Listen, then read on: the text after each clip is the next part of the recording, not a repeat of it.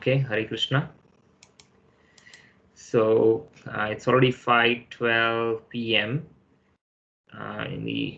We'll do a short prayer, and we'll begin. We won't, unfortunately, we won't be able to sing the entire bhajan, Jai Radha Madhav, or we could all chant together one stanza, and we can proceed with the class. So if you by now, I think most of you would have memorized it, but I'll just open it up over here.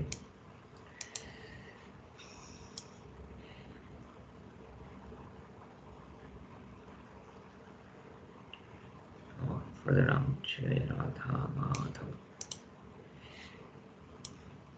Jai Radha Madhava Kunja Bihari Jaya Gopijana Vallabha Jaya Girivaradhari Jaya Girivaradhari Yashodanandana Jaya Brajajanaranjana Jaya Brajajanaranjana Yamuna Tiravanachari Jaya Kunja Vihari Yamuna Tiravanachari Jaya Kunja Vihari Jaya Radha Madhava Kunja Vihari Jaya Vishnupada Paramahansa Parivrajacharya Stotra Satam Shri Srimad Vaicharanavind Bhaktivedanta Swami Shri Prabhupada Ki Jai. Okay. So we'll begin with today's class. Before that, I just want to make two announcements. One is I am caught up now on uploading all the lectures on the YouTube channel. I already did it, I believe, was it Sunday or Monday? I know I did not send the links to the group, but they are all in the same playlist for chapter 2 on my YouTube channel. But I can send the links as well. The other thing I wanted to note is that the Ekadasi in Seattle area is on Monday. So this Monday would be Ekadasi, and I'll send a message on the group as well. But while we are here, I just wanted to make a note. So having said that, I think we'll get started.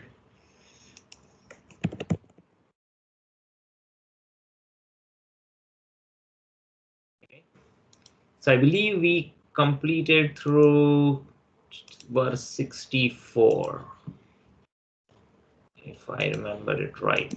Let me just make sure. So yeah, 64. So I think we can begin from 65. So the ongoing discussion on chapter 2 is we already completed the 3 themes in which Krishna responded to Arjuna's question, and then Arjuna then asked what is the characteristics or symptoms of someone who is not affected by dualities, right? And then Krishna elaborates on that person is actually not motivated by sense enjoyment, and one is able to restrain one's senses from sense objects, just like a tortoise withdraws its limbs when there is a danger or threat. So similarly, one who is self-realized is not affected by the dualities of this world.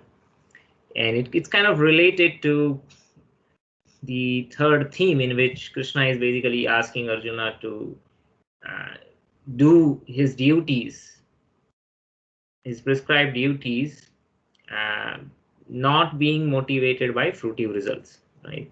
That means one has to be free from dualities. And in that as a follow-up to that instruction is what Arjuna is asking, like, how would I know if somebody is already at that level and somebody's practicing? How can I recognize that individual? And that's how this conversation ensues. Then we discussed about what happens when one is not able to withdraw the senses from the sense objects, right? So Krishna is first of all recommending that this is what these symptoms are. One is not actually affected by such dualities, right? So he's saying, right over here, he gives up the desires for sense gratification, right? And so these are the symptoms by which you can know one is self-realized and one is, such a person is not motivated by fruitive results. But what happens when one is not able to do that? So that then also we can find out, there are symptoms for that also. Well, it ultimately leads to anger, because when the desires are frustrated, right? And why are the desires? Because of the desires, one meditates on sense objects, and by those, by that meditation, attachment develops, right? The desire becomes strong, and when that desire is frustrated, then that leads to anger, right? And when there is an anger, there is a bewilderment of memory, delusion arises. And when the memory is bewildered, intelligence is lost, and one actually falls down again in the material pool. So we discussed all of that. And the one who is actually free from all the attachment and aversion and is able to control his senses through regulative principles of freedom can obtain the complete mercy of the Lord. So in regard to this particular point, what we discussed was the real meaning of freedom. Generally, freedom is understood by people that, one should have the liberty to do anything that one likes. And, they might have their own standards of morality, in the sense that, okay, as long as it does not harm someone. And then if we probe into the definition of that, then they might say, well, by that only I mean, other human beings, or but not all other species of life, right? So everyone has a different definition. Someone might have more a conservative definition. Well, as long as it's not people of my race, so someone might be racist and says, I'll pursue my sense enjoyment, my freedom to do whatever I like, as long as I don't hurt anyone from my race or my community or my caste, or somebody might have a more narrow definition of whom they want to protect, but somebody might have a more broader idea of it.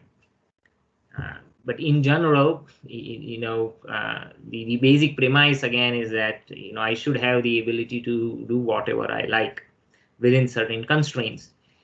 But that actually is not freedom, because one is completely under the control of those impulses that arise from the sense objects, right? So one is actually catering to the demands of the senses, and that cannot be freedom. One is actually slave of one's senses. So it is called Godasa. One has to become a Goswami. One has to become free from the impulses of the senses. It's not easy. It's definitely not easy. It could be a lifelong journey or practice to be able to gain that perfection. Of course, it could be even more difficult if one tries to do that artificially, but by taking the regulative process, right? That's why here is mentioned. Artificially, one cannot do it, but by regulative principles, it becomes easy. It doesn't mean that it's a cakewalk. It's not, as easy as that. But by surrendering to the Lord, and by the positive engagement of the senses in the service of the Lord, one can dovetail. I was reading something this morning, and there was a nice quote. It said that somebody was mentioning that, hey, I cannot control. And it looks like this person was a sailor. He says, I cannot control the speed or the direction of the wind, right, when I'm out in the ocean. But I can orient the sails on my yacht, and I can always reach the destination that I desire, right? So he's saying the winds might be favorable or not favorable, right? But how does a sailor manage to reach the destination? Just by controlling the direction of the sails. So it's a similar idea. We artificially cannot, we can dovetail. We can only dovetail our senses. We cannot suppress them artificially. And by dovetailing our senses, we can uh, engage them in the positive service of the Lord. And by that positive engagement, one can overcome the dualities of attachment and aversion. So these are dualities, both attachment and aversion. So one who is attached is obviously, a slave of one's senses. But when one who is artificially trying to avert, just that, physical restraint, but one is not engaged in the regulative principles, then that is also not sustainable. Generally, what happens is like a pendulum, which swings back and forth. So what happens is one who has an excessive attachment, when frustrated and he thinks, oh, this attachment is the cause of the problem, then one generally tends to go the other extreme of trying to enforce extreme aversion towards it. But that also is not sustainable, right? Unless there is a positive engagement. And so what happens is, one might just oscillate between these two positions. But the better process is to be to engage in the regulative principles of Krishna consciousness. Okay. So having said that, let's start with verse 65. Prasade sarva dukhanam hanir ashyopajayate prasanna chetaso hi asu buddhihi paryavatisthate. Translation: for one thus satisfied in Krishna consciousness, the threefold miseries of material existence exist no longer. In such satisfied consciousness, one's intelligence is soon well established. So what happens is, generally people, all of us, we are disturbed by different kind of anxieties. And so this threefold miseries is specifically mentioned over here, right? In the Sanskrit it says dukhanam, but from scriptures we further know this dukhanam are of three kinds, right? Threefold miseries. I think we have discussed this in the past. Does anyone recall what are the three kind of miseries? Adhyatmika, Adi Bhautika, and Adi Devika. Yes, so Adhyatmika, Adi Bhautika, Adi Devika. Adi Devika is those miseries which are by higher power. We generally call it in layman's term nature. So right now, our Sarvana Prabhu, he's in Dallas area, and they had an extreme weather situation, right? Something very unusual for Texas, sub-zero temperatures. The demand for the heat went up, and the grid and the power generation was not ready for it. Luckily, the operators they were able to shut down some of the distribution. Otherwise, they're saying it would have taken months for the power to come back, right? But then see the extreme weather situation, it's not in anyone's control, right? Could be earthquake, could be hurricanes. I used to live in Miami. Every hurricane season, you never know which one's gonna hit you, right? I remember being up late at night sometimes trying to install hurricane shutters.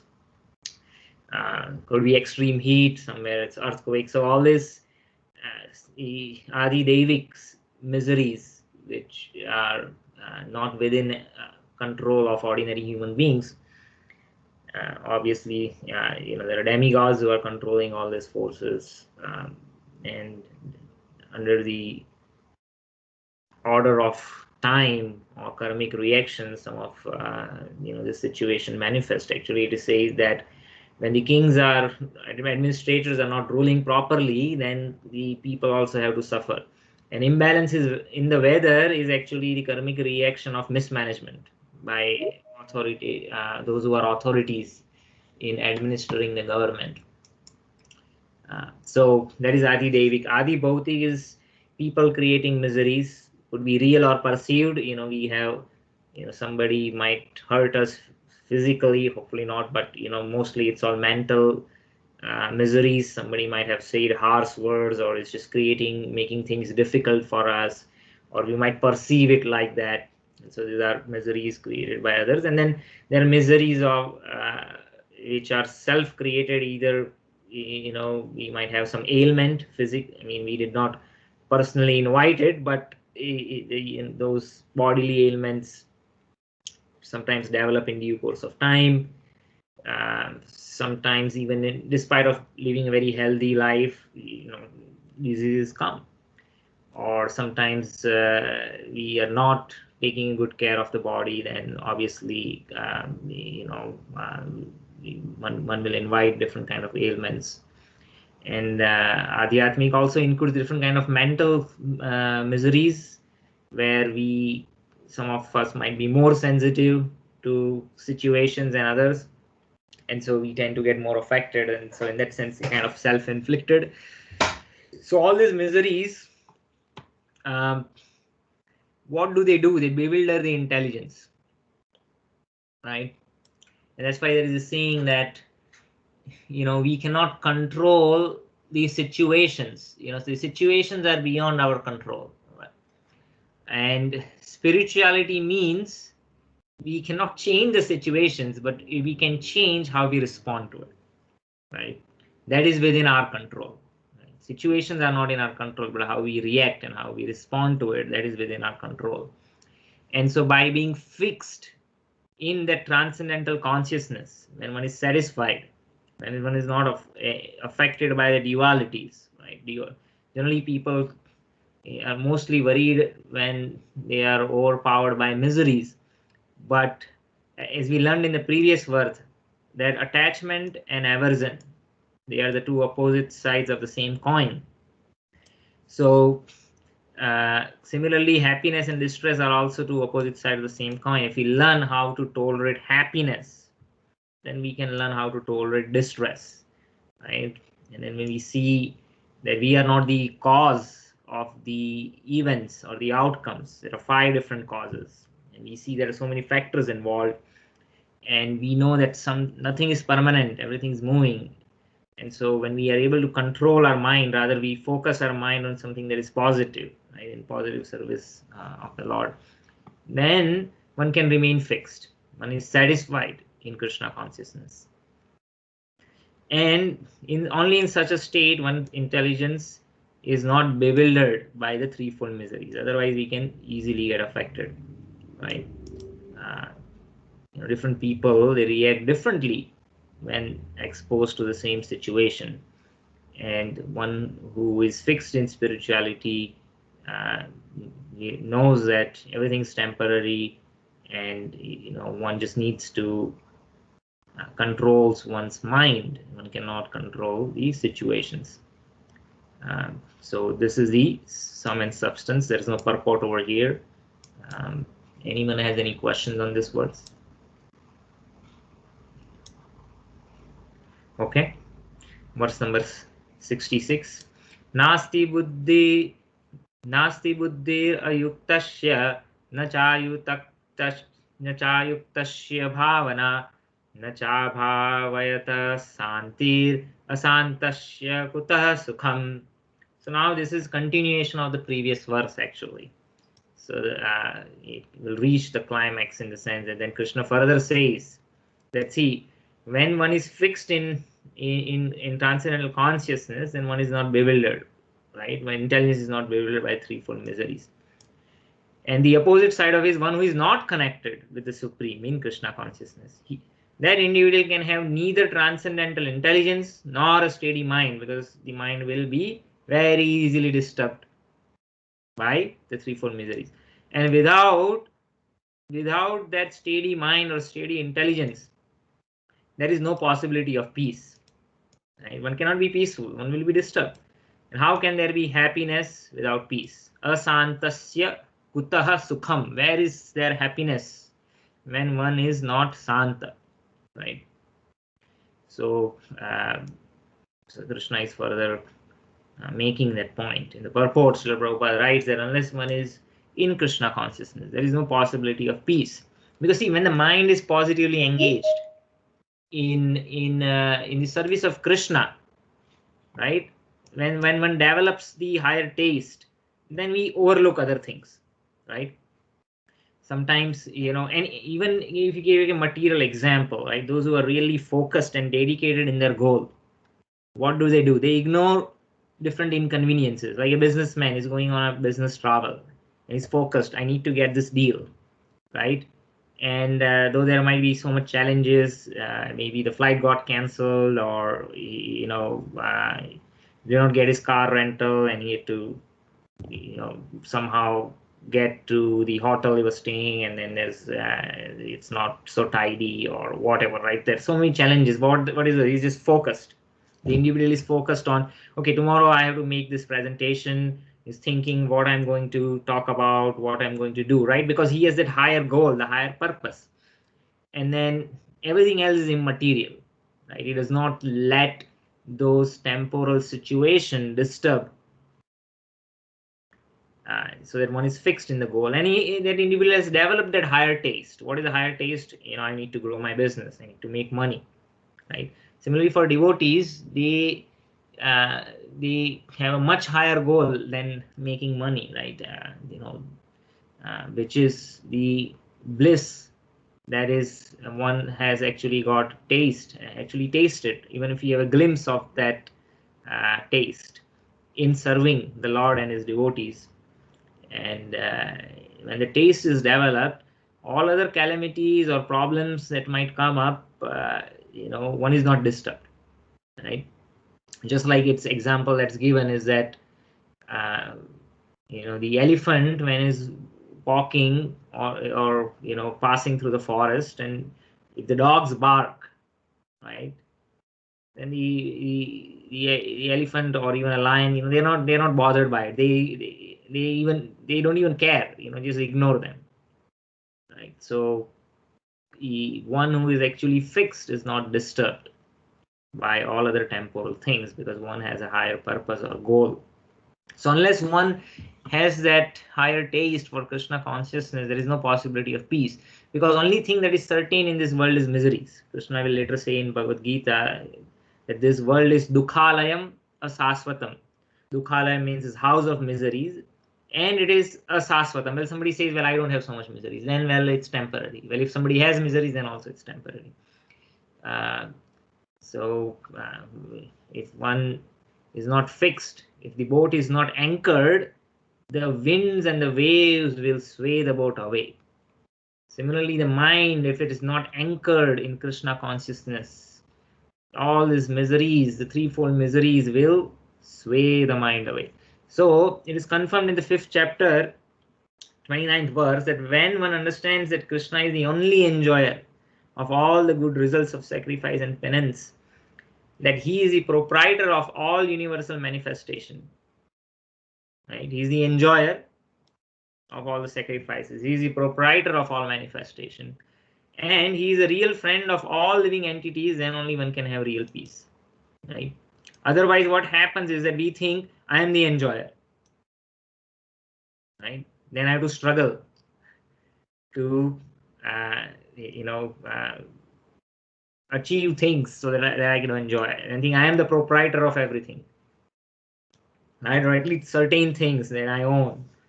And given this example, if somebody has his own car which crashes, then one is affected. But if it's an Uber ride, then one just walks out of the car and gets another ride. And one knows that, well, Krishna is a real friend, beyond all my friends and family members, which I have developed relationships in due course of time, and it will end in due course of time. My relationship with Krishna is eternal. Then one can have real peace. Otherwise, there is anxiety, of what will happen once my parents will pass away, or my beloved members of my family or friends, they won't be there anymore, or they would have already passed. Maybe some of them, we already lost someone that is very dear, and then we are, really missing them, and which is natural to miss.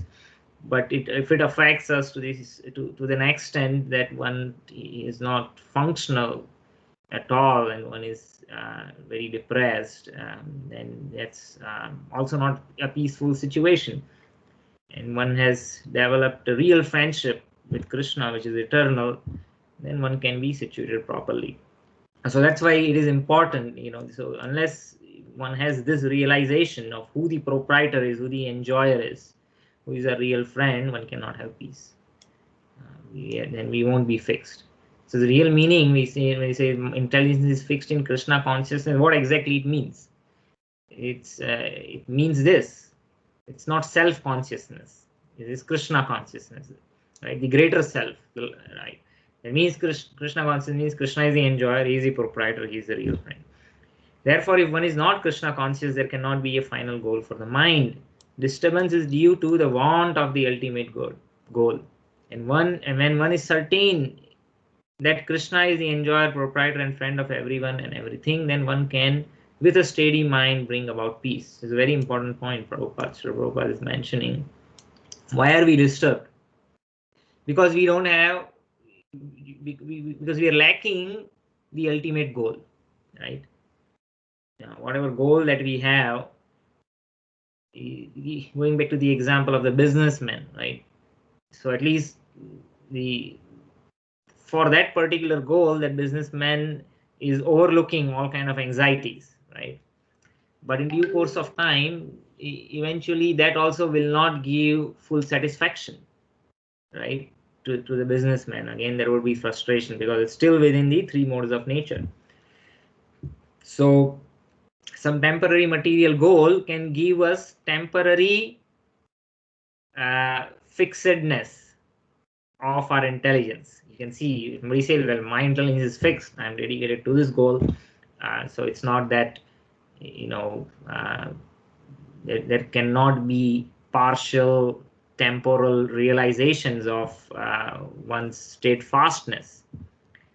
But then because that goal, whatever goal one has, if it's not the ultimate goal, which is ultimate goal means a goal that is beyond the jurisdiction of time, right? Something that is eternal, something that is blissful, Satchit Anand, right? That is the real goal, which is eternal. It's not temporary. A business deal, a business can go bust, right? There's boom and bust cycles in business. Chit, it's full of knowledge and it's fully blissful. So that is ultimate goal. If the goal is a temporal goal, then again, we cannot call it ultimate goal. The benefits would be again be temporary. So what is really lacking? Really lacking is not being aware about what that ultimate goal is. Therefore, one who is engaged without a relationship with Krishna is certainly always in distress and is without peace. However much one makes a show of peace and spiritual advancement in life. It's a very important point. So when we take up spiritual practice, you have to be very careful that we don't get up in, we don't get entangled in the mechanics of just the rituals, or we don't become what Srila Prabhupada says, show bottle devotees. One might claim to be a devotee, but just by claiming or assuming external symbols of dress, or other symbols like tilak, kanthi, of course, this not that we should not assume, but should not be artificial in the sense that we just have external symbols, but then we don't make any spiritual progress. So that show of peace and spiritual advancement, Srila Prabhupada is making an important point, that show of peace and spiritual advancement is not any good. One needs to have that internal development and purification also. And what is a test? Well, test is when one is put into such situation, well, how one behaves. That is a real test. Real test is not how much one can chant the slokas or how much philosophy one knows, or how much one is able to quote or talk. That's just means somebody has good ability to memorize things or has ability to speak nicely, right? So we should not think of that as a proxy that this person is a good or self-realized soul. Not that we want to look down on someone, but the point is we can use this parameter to gauge our own selves. I'm not saying it's kind of to judge others. Of course, that doesn't mean we should not lose our discrimination on trying to make a sense of who can be trusted and who cannot be trusted. That is very, very important. But the point is we can use this parameter to gauge ourselves, like how when we are put into a situation, how we have reacted, how we have behaved, and that will give us an indication of are we making spiritual advancement, right? That is a real measure, not the external symbols or that one assumes.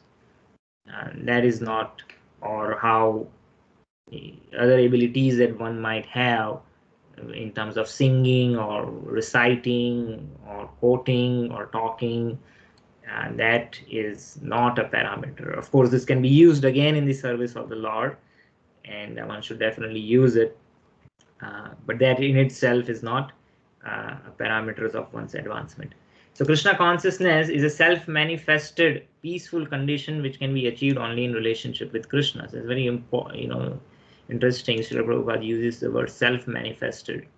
It's a peaceful condition, but what is the cause? Why is it saying self-manifested? Meaning that it's a very important point. Generally, when we talk about religion, the idea of religion is mostly faith-based. When we talk about religion, the common understanding of people is, well, I believe in something. I believe such and such personality to be supreme.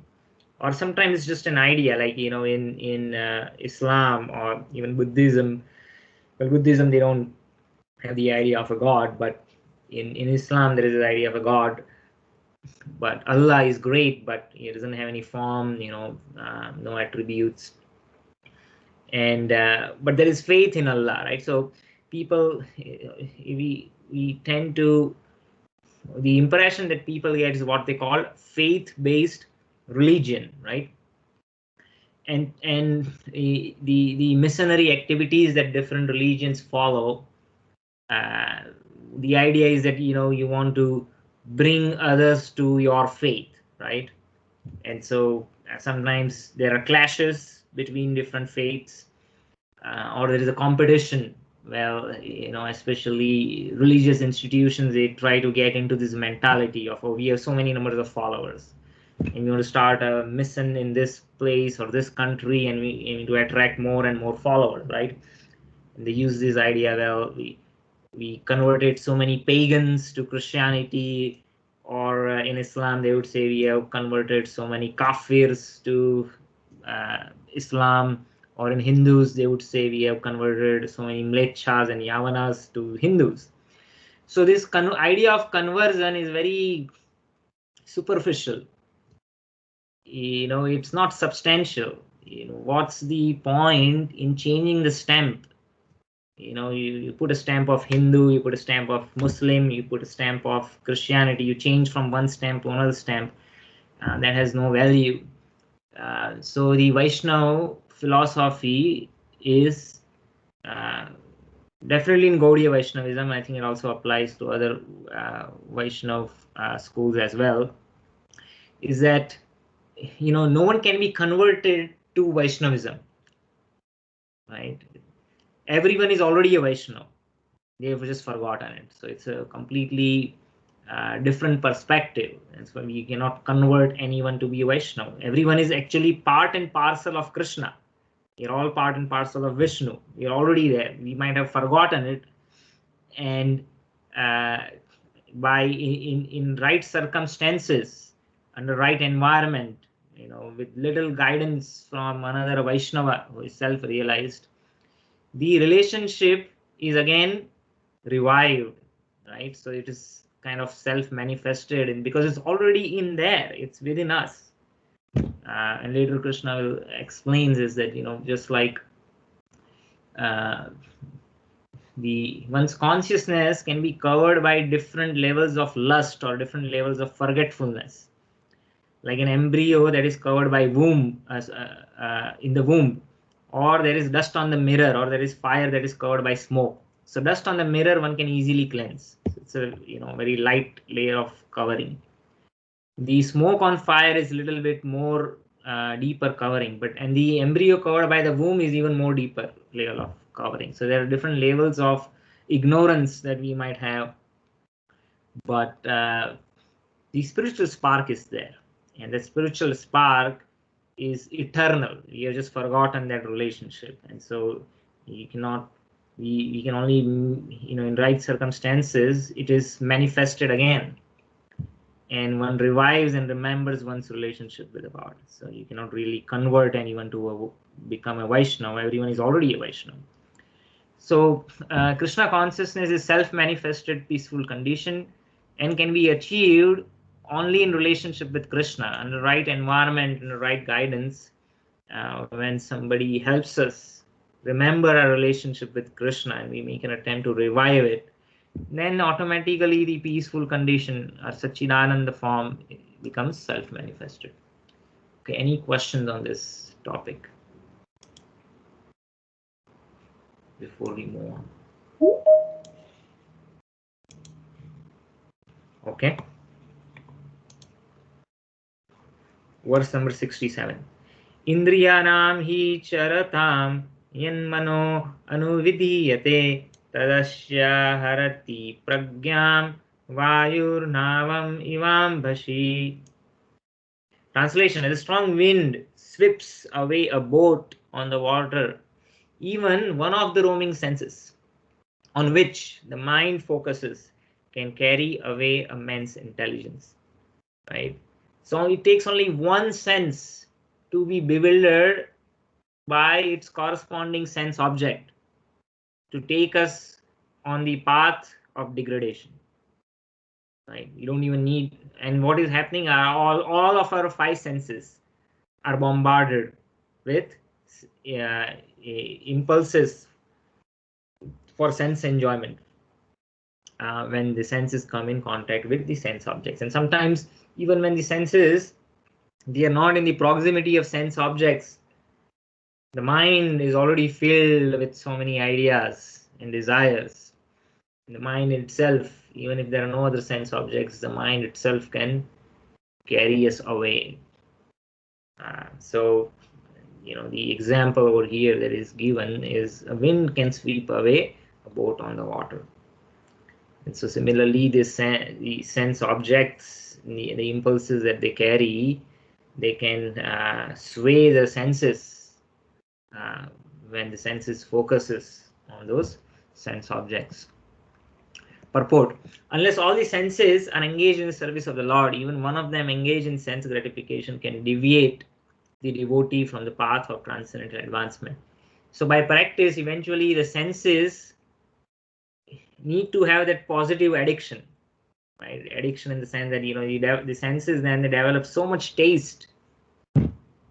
If the eyes, they are so much accustomed to seeing the beautiful form of the Lord, we see in examples of many pure devotees, there's 24 hours serving the deities, and then deity reciprocates in the case of such pure devotees. And many examples when the deities personally talk and interact with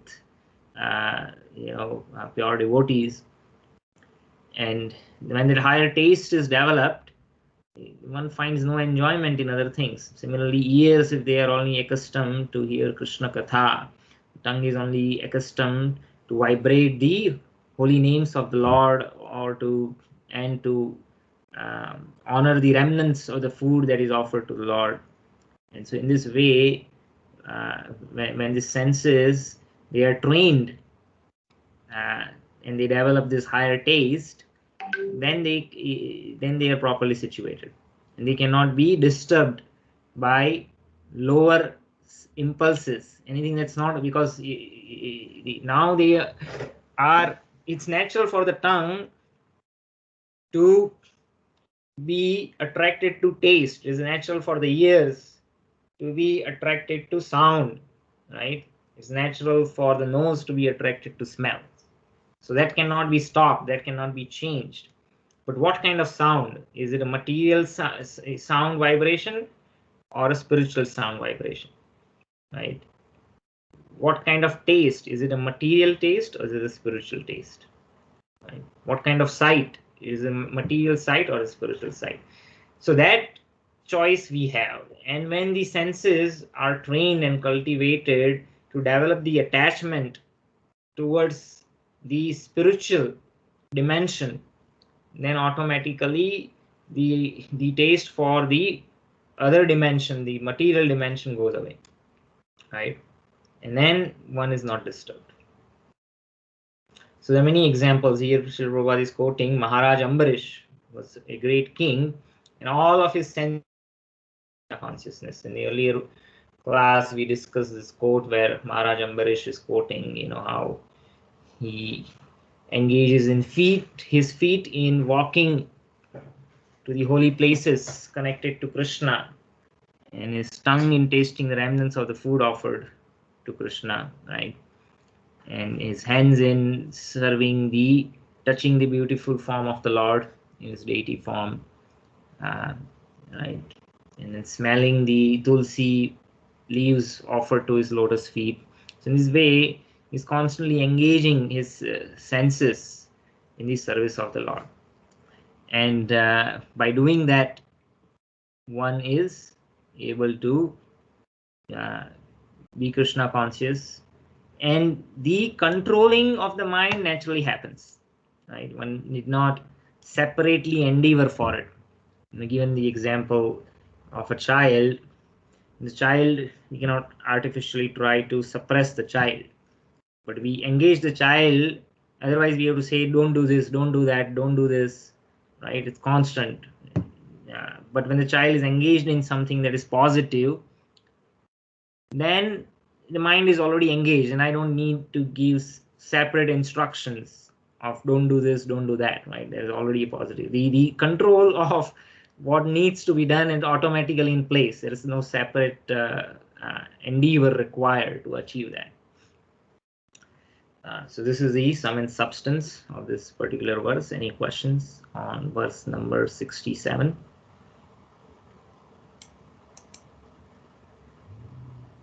Okay, verse number 68. Tasmad yashya mahabaho nirgrihitani sarvasah indriyani indriyarthebhyas tasya pragya pratisthita. Translation: Therefore, O mighty armed, one whose senses are restrained from their objects is certainly of steady intelligence. So one is able to restrain the senses from sense objects. Doesn't mean physically separated, but it's a mental filter. One is not disturbed when in contact with sense objects, right? So that is steady intelligence. Like a good driver, right? If you go to the same example of a chariot driver, and who is because intelligence represents who? Intelligence represents the chariot driver. The mind represents the reins, or the reins represent the mind, and the horses they represent the senses. So who is an expert chariot driver? An expert chariot driver, you give him any kind of horses, right? Trained, untrained, right? It does not need any special. Of course, one can perform well when you have good quality trained horses. That is there, but an expert chariot driver is not dependent on having great horses. One's expertise lies in how one is able to maneuver and control, even if one does not have the best of the resources. That's why if you look at successful people, why do they succeed?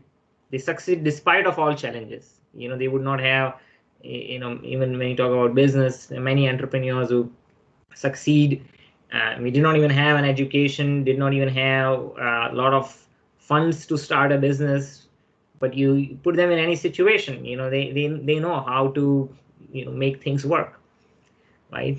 So that's a mundane example, but any field you take it, a good artist is not going to demand, when one has means, one might use nice paint brushes or really good oil paints, colors, or the canvases, but is not dependent on it, right? You give any kind of resources, they will create an art.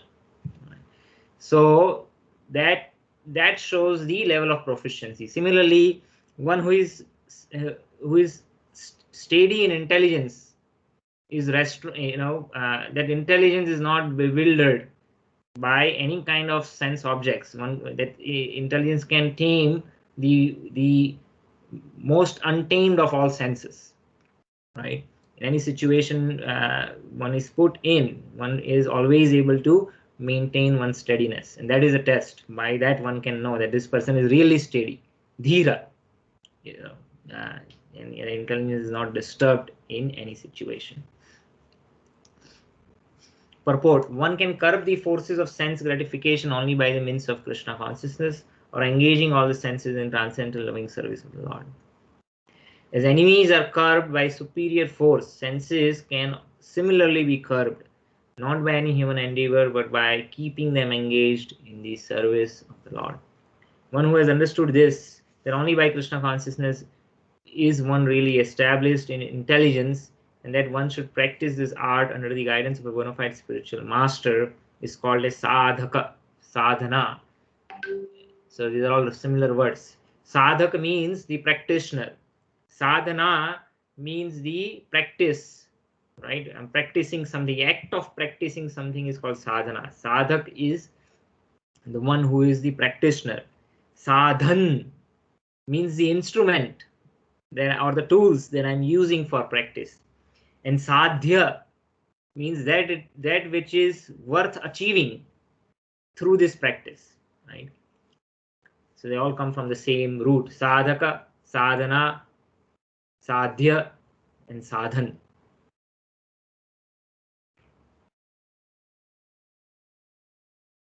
Maybe sadhu, also one who is a good man, a sober man. Okay, so such a person is called sadhak, someone who is suitable candidate for liberation. That means one has not achieved liberation, but one is suitable because one is on the path, right? One who is going to a graduate school, one has not graduated, but one is on the path of graduation, and as long as one follows all the rules and regulations of the university, does all the homework, the projects, the assignments, right, one is sure to achieve that perfection. So similarly, this path of spiritual practice, it's not an imaginary speculation, right? It's coming directly from Krishna through the disciplic succession of various prominent acharyas who passed it on to us. And it is proven later in Bhagavad Gita. Krishna says that, hey, through this path, many have achieved perfection in the past, and Arjuna, you can also achieve this, right? So Krishna is giving that assurance, though it might seem very difficult. If one follows a prescribed process, then one will surely achieve perfection, and then such a person is a suitable candidate for liberation. Any questions on this particular verse?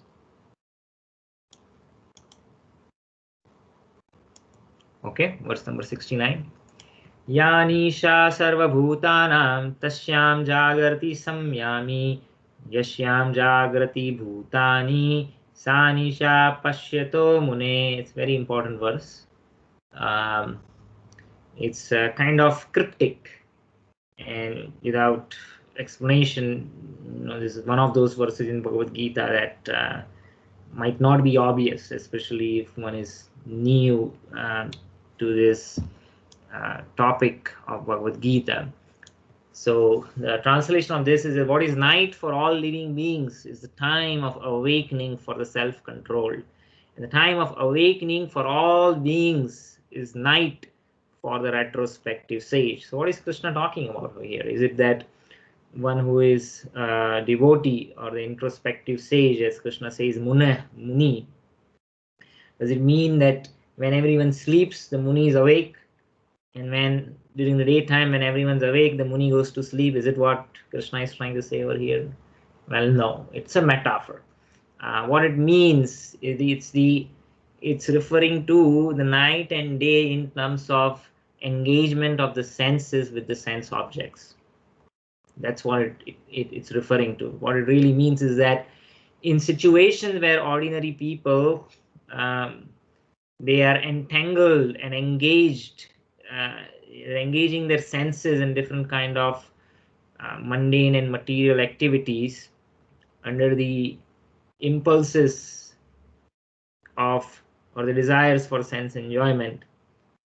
A Muni, though externally engaged in similar activities, one might be engaged in the prescribed duties according to one's nature, and to someone from an outside, an onlooker who is not trained in making the differentiation, it might appear that this person is same, but actually, unlike others who are motivated by fruitive results, the Muni is not motivated by fruitive results, right? The Muni is engaged just as a matter of duty or formality, because it's one's duty. One is engaged in their activity according to the regulative principles, but one is not a self-realized person is not under the control of desires to achieve something, right? So in that sense, everyone is awake and active, and the Muni is sleeping. Sleeping means is not, it's really not active. It appears to us that that person is just like any other individual, but that self-realized soul is not acting for the same reason. Just like on the Kaurava side, Bhishma Pitama, right? When we look at him, he was just doing his duty. He had taken a vow. He had given a promise that he will support whoever the king of Hastinapur would be. But so the Bhishma Pitama is not motivated by the evil desires of just like the Duryodhana is, right? He does not have anything to achieve. Duryodhana had an plan. He wanted to have the entire kingdom for his own sense enjoyment. Bhishma Pitama was not motivated by it, right? So you can say that Duryodhana is engaged, like other living beings. He is motivated and is by fruitive results and desire to achieve sovereignty over the kingdom. In that sense, he's awake and active. Bhishma Pitama is, for him, it's kind of night, in the sense that he's not motivated by such things, right? He's self-controlled. And in that sense, one is not active because he's not accruing any karma for his actions. His actions are nishkam karma, right? Duryodhana is sakam karma, or even vikarma, activities against the prescribed injunctions of the scriptures, right? And similarly, when everyone is actually, I gave the other example first, right? I gave the example of time of awakening for all living beings is a night for the retrospective state. So that's what I explained. The other flip side of it, what is night for all beings is a time of awakening for the self-control soul. That means the others, when they really retire at the night, or when they are actually recuperating, taking rest, or they are on vacation or whatever, like, as if it appears like, they are not engaged in material activities, right? And one who is self-realized is also taking rest, or might be on, relaxing or recuperating. But there is an ocean of difference between a conditioned soul and a spiritually realized soul. What is the difference? Because those who are materially conditioned and they are really motivated, have desires for, they are overwhelmed by desires for sense enjoyment, or they are very passionate, just like people, they go on vacation, but if one is surcharged with passion, they cannot be away from their devices, right? I still need to reply to that business mail, and to make sure the business is running fine, right? Or even when they are sleeping, right, in the mind is still thinking about different business plans. Oh, this competitor has really come up, and that business is really growing. Maybe in future, that could be a threat to my own business. And so even when they are kind of resting or apparently resting or recuperating or being on vacation, and it seems like, they are not actively engaged, but because they are completely under the modes of the nature, they are actually active, right? Though it appears that they are not active, they are active. While the sage, even when the sage might be relaxing or apparently meditating, right? It's not an active engagement of senses, but when they do sadhana or meditation, or they might be calmly sitting at one place, but their mind is also active. But what is active in the sense that it is fixed. It's they're thinking about Krishna or service of Krishna or self-realized soul. They often meditate on different pastimes of the Lord, and they're in that very deeply meditative mood. And because of that, though their body itself is not active and engaged, they are making progress in spiritual activities and spiritual advancement. And so from that perspective, what is night for others is actually a time for awakening for them. They are awake, and they are and they're actively serving the Lord, right? So that's a kind of metaphor that is being used over here. Does that make sense? What is Krishna trying to say over here? Yes, Prabhuji. Yes, Prabhuji. I'm hoping everyone was able to follow. If not, you can ask any specific questions that you might have. So from a spiritual perspective, what is night for all beings, is still an active time for others. And in case of Srila Prabhupada, he was awake most of the time in the night, and he was translating the books, because during daytime he was busy traveling, meeting people, guiding disciples. In the night, when everyone slept, he would wake up, pick up his dictaphone and dictate his commentary on all the purports of Bhagavad Gita, Srimad Bhagavatam. And so we could see that he was not under the influence or the limitations of time.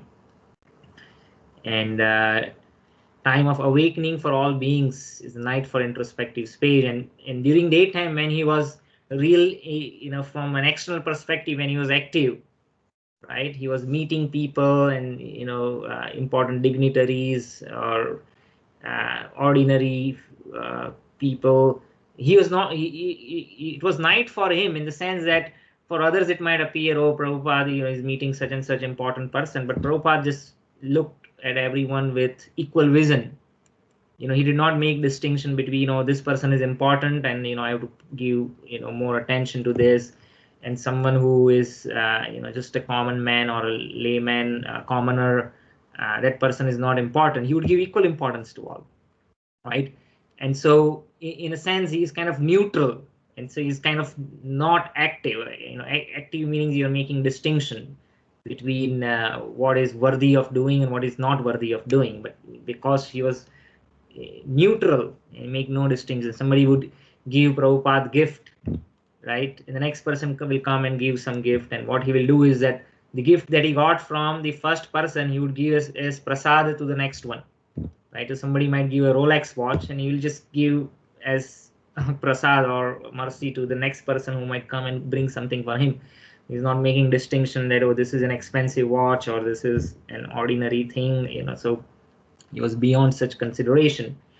And once someone wrote a letter, one of the disciples was trying to arrange a meeting of Srila Prabhupada with the Pope. Now, Pope is an important person.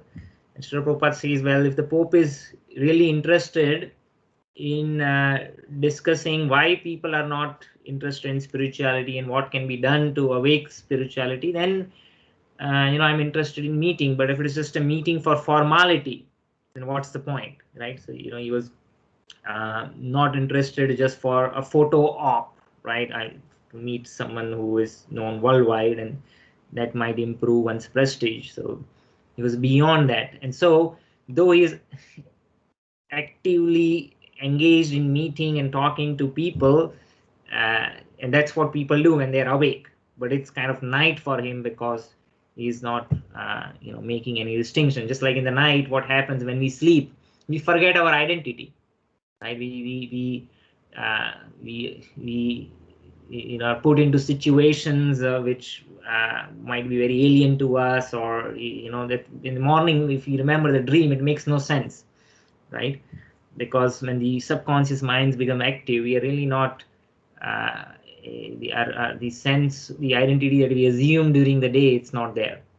And so self-realized souls, they when they are apparently active during the daytime, they are not acting with the same mentality or consciousness with which an ordinary person is acting, and making distinctions and making such decisions. So that is the difference. So in that sense, it's night for such self-realized souls. So here in the purport, Srila Prabhupada is explaining there are two classes of intelligent men. One is intelligent in the material activities for sense gratification, and the other is introspective and awake to cultivation of self-realization. So that is the difference. You see, what is the distinction? Well, activities are there, but the question is, the activities are for sense gratification, or are the activities for self-realization? So both are active, but because one's activities are for self-realization, it is as good as not active materially. So in that sense, that person is sleeping while the other is active. So Srila Prabhupada just explained it so easily in just one sentence. Okay, so activities of the introspective sage or the thoughtful men are night for persons materially absorbed. It means sometimes, person who is self-realized, maybe he is in the company of individuals who are materially surcharged in their thoughts, and they might be discussing about how the share market is doing, how the stock's doing, right? And a spiritually advanced person might be in association of within the company of such individuals, but if one does not take interest in such conversations, one might because of one's nature of work, one might be in such company, but he's not absorbed like the others are absorbed. So in that sense, it's night. It's kind of not getting so much emotionally involved with that topic that is being discussed, while others are, right? So this is the other side of it. Activities similarly. Okay, so what I was explaining was the first part, where what is day for others is night for the introspective stage. And similarly, activities of the introspective stage or thoughtful man are night for the person materially absorbed. So when spiritually minded people are discussing topics of spirituality, one who is materially surcharged is not interested, right? That individual is not interested in such conversations. Sometimes they literally fall asleep in a class, like the class is going on Bhagavad Gita. Maybe circumstantially they're put into a situation where they will sit in the class, right? And then they're like, this is so boring, you'll just fall asleep. While others, what are happening, they're sitting and actively listening, right? So the activities of those who are spiritually minded, they're night for the persons who are materially absorbed. So this is a much better explanation than the long-winded answer that I gave. Materialistic persons remain asleep in such a night due to their ignorance of self-realization. The introspective sage remains alert in the night of the materialistic man. So while others are sleeping, they are active. They are active in their consciousness. The sage feels transcendental pleasure in the gradual advancement of the spiritual culture, whereas the man in materialistic activities, being asleep of self-realization, dreams of the varieties of sense pleasure, feeling sometimes happy and sometimes distressed in the sleeping condition. Excellent, very succinct way Srila Prabhupada summarized this. So the kind of dreams that they have, they are also very materially surcharged. And so apparently they are asleep, but they are very active in their materialistic activities.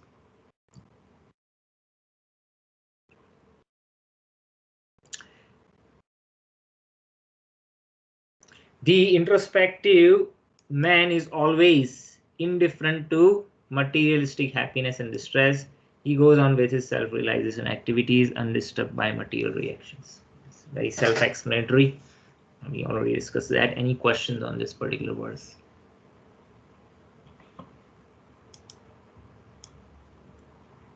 Okay, verse number 70. Apuryamanam achala prathishtham samudram apa pravisanti yadvat tadvat kamayam pravisanti sarve sasantim apnoti na kamakami. A person who is not disturbed by the incessant flow of desires that enter like rivers into the ocean, which is ever being filled but is always still. One can alone achieve peace, not the man who strives to satisfy such desires. So here Krishna is giving an example that if you look at the ocean, it is constantly being filled by waters that are entering from the rivers, right? And so if you look at all the continents on the planet, in each continent there are so many rivers, big rivers, right? Here we have the Mississippi, the Colorado. Well, Colorado is pretty much blocked by the whole dam, but Mississippi still flows into the Gulf of Mexico. In India, again, we have a lot of great rivers: the Ganga, the Yamuna, the Brahmaputra. They all merge into the Bay of Bengal. On the western side, we have Narmada, right? Then we have on the eastern side, we have Krishna, Godavari, and all these rivers. And if you look at the flow of water, right, it is about millions of cubic liters or gallons of water that gets poured into the ocean on a daily basis, and this is happening across all the continents. And if you go to the what is called the delta of the river, where actually river merges into the ocean, you don't see so much turbulence, in the sense that there's so much water flowing. It's not that the ocean is agitated, right? It's still. I mean, there are waves which the ebbs and the tides are coming and going, but those are going anyways. They're not getting, more aggravated because of the rivers which are entering into the ocean. And so here the mind of a self-realized person is compared to the ocean, and in the sense that circumstantially the mind is filled by so many desires, depending on the kind of stimuli that the mind receives. We might be put into a particular situation, when the senses they come into the contact with sense objects, it is natural for different desires to come in the mind that we cannot stop, because mind itself means a continuous flow of thoughts and ideas and emotions and desires, and so those things they come. The question is, do we act on those things, and how do we act on it? Are we reacting to it? Are we controlling it? Just like the ocean, it's not that the ocean stops the waters of the rivers to come and enter the ocean. Rather, the ocean lets all those things which the waters enter, but it's that the ocean is not disturbed by the waters of the rivers entering in the ocean.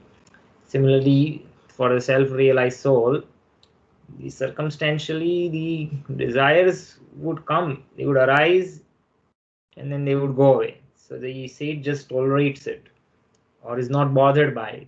The sage is engaged in positive service of the Lord, and so that is the difference.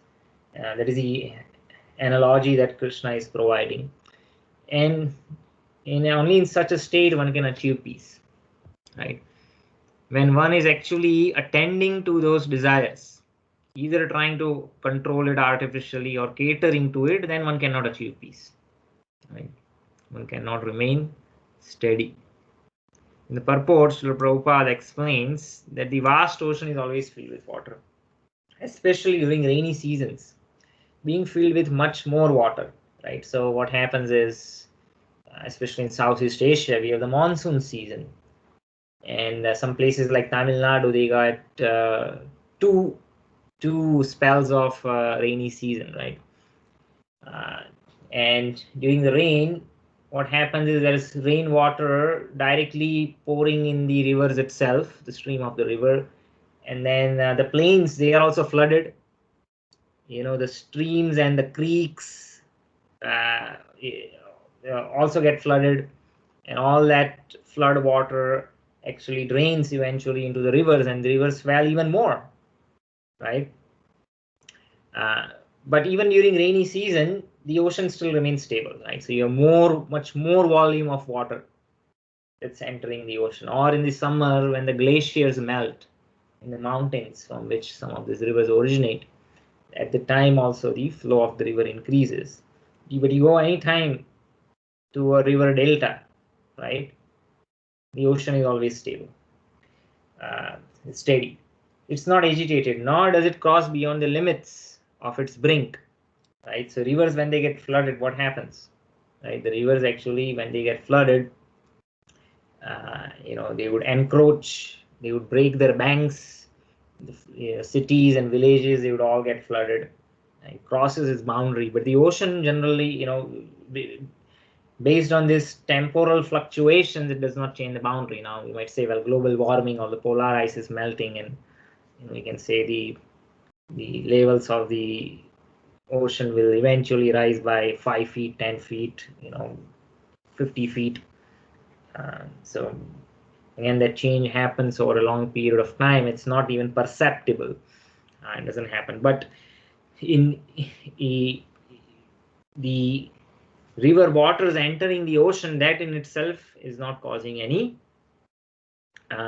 change in the, neither is causing any unsteadiness, nor it is makes the ocean cross beyond the limits, right, or the boundaries. It's not that in the rainy season the coastal areas are flooded, or the coastal areas got flooded. Why? Oh, because we had so much rain, and the rivers were flooding, and so the ocean got flooded and encroached into coastal areas. That we never hear, right? That doesn't happen. So similarly, that is true also for someone who is fixed in Krishna consciousness.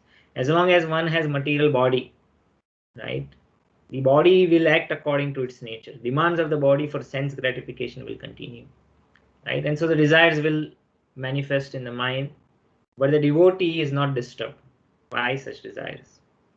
Why? Because the devotee is already full with something spiritual, right? The Krishna conscious man is not, because of his fullness, it's already filled with something. Just like, we say, there is a saying, empty vessels make more noise, right?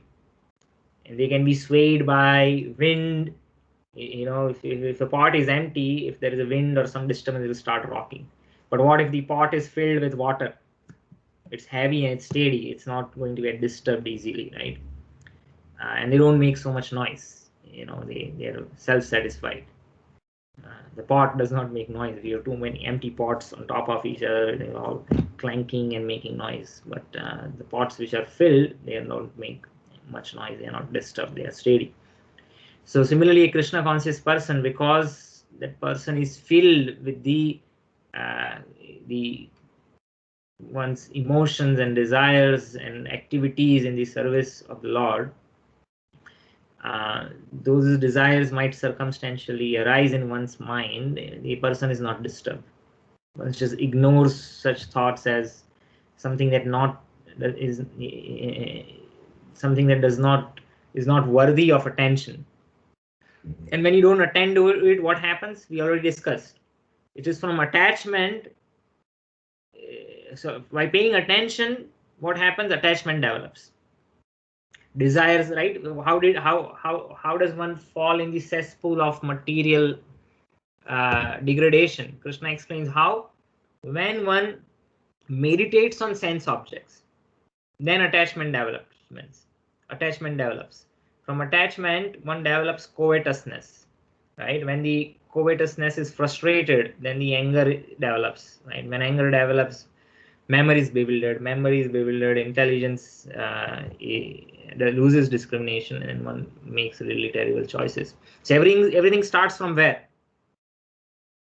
Starts from meditation on sense objects. That means desires for sense gratification, right? It might be an idea in the mind. Now those ideas will come, that we cannot stop, right? Krishna is just saying, the mind will do its function. But one who is situated, though the thought comes, immediately ignores, does not even pay attention to the thought. And so what will happen? The thought will die off. If you pay attention, then the thought will become stronger, right? Then the attachment will develop. Then the mind is fully occupied with that thought. Then I want it. Attachment develops. Whatever happens, I need this. I need to do this. And when one is not able to do it, then the frustration comes, right? So the clue is, the cue is that one should ignore something that some petty desires that might come up. Right now, again, one cannot do this artificially. How can one do it? Because if one is already full, if we keep our mind full with positive engagement in the service of the Lord, then even if when these desires they come up like small weeds, if we don't nurture those weeds, what will happen? They will die off. When you grow a plant, it's natural that the weeds will grow, but we don't provide nutrition to those weeds. If we provide nutrition to the weeds, then weed will become bigger and stronger. And what happens when they grow? They will take away the nutrition from the plant. So similarly, these weed-like desires will come up in your mind, but if your mind is already full with the positive engagement in service of Krishna, then the desires are not significant. We can ignore the desires, do not nurture them, so that what will happen? They will die off. They will wean off, right? That's why there's also the saying, empty mind is devil's workshop. In the empty mind, there is no fullness. There is no fullness in positive engagement in Krishna consciousness. And so what happens when the desires come in, which will surely come, and because the mind is empty, or at least it's not full with positive engagement in service of the Lord, then these desires will get more attention. And when they get more attention, then they will go strong and powerful, right? So that's the main point. The Krishna conscious man is not in need of anything because the Lord fulfills all his material necessities. Therefore, he is like the ocean. He is always full in himself. Atmaram. Atmaram means self-satisfied. Desires may come to him like the waters of the rivers that flow into the ocean. But he is steady in his activities and he is not even slightly disturbed by the desires for sense gratification. This is a proof of a Krishna conscious man. One who has lost all inclinations for material sense gratification, although the desires are present. That is a proof of Krishna conscious man. Symptoms is one who has lost all the inclinations for material sense enjoyment. Though the desires might be present, the desires will come, but you don't cater to those desires.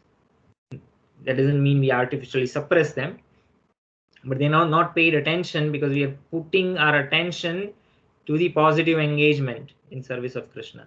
When that positive engagement is missing, then we cannot dovetail our mind in that positive engagement. We are empty, we are not full. If we are full, then we can dovetail our mind to focus on this. And when the mind focuses on the positive engagement in the service of the Lord, then the mind automatically will not focus on the desires which are present. Sometimes people say that, well, you just shut your mind in the sense that you shut it off and you do not think about anything. That's impossible. Mind needs to think about something. The idea that you can meditate on the void, that is not possible. We'll start thinking about something, right? Mind needs to focus on something. So when the positive engagement in service of the Lord is missing, then the mind will focus on whatever is present. And what is present? The desires. Desires are always present. They will come. One desire will come, it will go off, another will come. We don't pay attention, it will die off, but desires will constantly come. So we have to keep ourselves full. Fullness is required. Or else the mind will just meditate on whatever is present, and the desires will inevitably be present. Because he remains satisfied in transcendent loving service of the Lord, he can remain steady like the ocean and therefore enjoy full peace. Others, however, who want to fulfill desires even up to the limit of liberation, what to speak of material success, they never attain peace. So it is said the last snare of illusion is that, well, one realizes that there's no possible of enjoyment in this world, and so they, at least that realization is there, and so they don't want any material success, but they want neutrality, or they want to nullify the negative, which is what the liberation is. But because the positive engagement is missing, they still don't find the peace, right? So the desire for liberation is still a desire, right? It's not in the positive realm, it's not in the spiritual realm. In the spiritual realm, liberation is a byproduct. One does not seek liberation, one simply desires to be situated in one's eternal relationship with Krishna. So the fruity workers, or the karmis, the salvationists, which are the jnanis, so those who seek liberation are called salvationists. That means they want the salvation or liberation from the material world. And typically, they achieve this through the process of jnana marga, not jnana yoga. Jnana yoga means you use knowledge in service of Krishna, or you use that to link with Krishna. But jnani means just cultivating knowledge, and by knowledge, the idea is that we'll see the world in proper perspective, that this world is a place of suffering, and how the modes are working, the modes of the nature, and how we get beyond the modes of the nature. So they, in a way, you can say there's a lot of overlap with the Vaishnava philosophy, except that they miss the positive engagement in the service of the Lord, or even the understanding of who the personality of Godhead is. The fruity workers, they are the karmis, which is different from karma yogis. There's a difference between karmis and karma yogis. The karmis, they are engaged in the prescribed duties, at least when the Vedic culture was there. But their desires are to be attracted by the flowery language of the Vedas, and they seek different kind of fruitive results. That's why they are called fruity workers. Those are called karmis or karma kandis. That is not same as karma yogis. Karma yogis, they also do prescribed duties, but they are not materially motivated. They do it as a sense of duty, and they offer the results in the service of the Lord. The yogis, or the mystic yogis, they are interested in mysticism, in the sense that they want to achieve different kind of mystic powers. And there are 8 specific mystic powers that could be achieved. One can become more heavier than the mountain, or lighter than a feather, or lighter than air. They could reach any place in a moment, right? So they are able to manipulate matter. They are not restricted by the limitation of the gross body that they have assumed, but they have to go through extreme penances by which they can really overcome the limitation of the gross body, and they are operating on the subtle platform, and they can control anyone, Vashikarana Sakti, what they call. They can so different kind of mystic powers, and this is just a better way to enjoy. They figured out that, well, these fruity workers, you will get Janma Aishwarya, wealth, prestige, high birth. He says we can enjoy even better if we have all this mystic power. So they have different motivation. So this is a different kind of yogi. They want to achieve a kind of a siddhi. It's not same as the yoga in the service of the Lord, right? So karma yoga also means linking with the Supreme.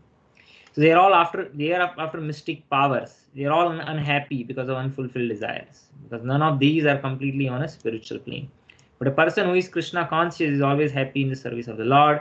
He has no desires to be fulfilled. In fact, he does not even desire liberation. from the so-called material bondage. Narayana para sarvena kutaschana bibyati swarga apvarga narkeshu api tulyartha darshinah. So those who are Narayana para, those who are surrendered to Narayana, they do not fear anything. Na kutaschana bibyati. And they consider with equal vision swarga, heavenly planets, apavarga, liberation, and even hellish planets. So either the positive, the negative, or the nullification, which is liberation. They are indifferent to all three. So devotees of Krishna have no material desires. In whatever situation they are perfectly situated in meditating and serving the Lord, and they are perfect in peace. So this is the understanding of this particular verse. I think we are already over time. We can take any questions if anyone has, or else we will conclude the class at verse number 70. Any questions? We have 2 more verses left and we are done with chapter 2. Okay. Looks like there are no further questions. We'll conclude the class. Thank you very much. Hare Krishna. Hare Krishna, Prabhuji. Hare Krishna. Hare Krishna. Hare Krishna. Hare Krishna.